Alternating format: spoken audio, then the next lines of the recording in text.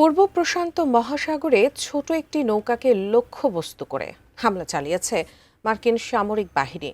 নৌ অভিযান নিয়ে আন্তর্জাতিক সম্প্রদায়ে বেড়েছে উত্তেজনা।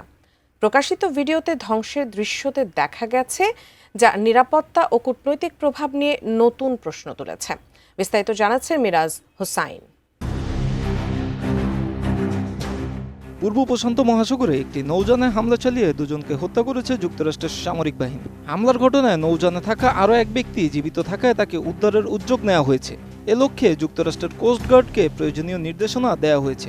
মঙ্গলবার প্রকাশিত এক প্রতিবেদনে এ তথ্য জানিয়েছে আন্তর্জাতিক সংবাদ মাধ্যম আল জাজিরা।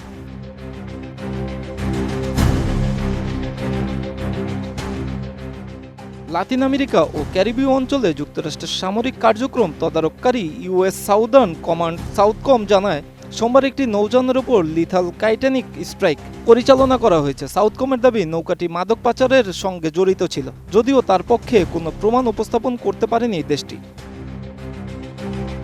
32 ইঞ্চি জেভিকো টিভি এখন মাত্র 15,000 টাকায়, সাথে পাচ্ছেন 3 বছরের প্যানেল ওয়ারেন্টি।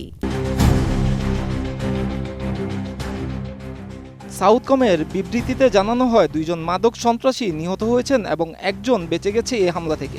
হামলার 10 সেকেন্ডের একটি ভিডিও প্রকাশ করেছে সাউথকম।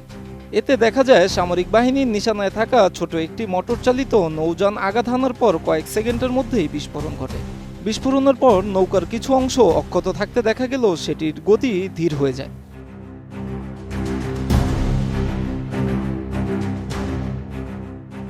গত সপ্তাহে পূর্ব প্রশান্ত মহাসাগরে আরেকটি হামলায় 2 জন নিহতের দায় স্বীকার করেছে যুক্তরাষ্ট্র।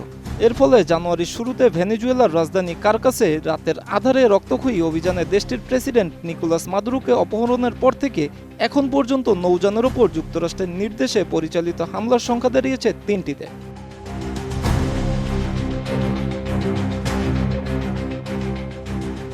বিভিন্ন গণমাধ্যমের তথ্য ও পর্যবেক্ষকদের হিসাব অনুযায়ী পূর্ব প্রশান্ত মহাসাগর ও ক্যারিবীয় সাগরে এখন পর্যন্ত 39টি নৌযানের ওপর যুক্তরাষ্ট্র মোট 37টি হামলা চালিয়েছে। এসব হামলায় মোট নিহতের সংখ্যা অন্তত 130 জন।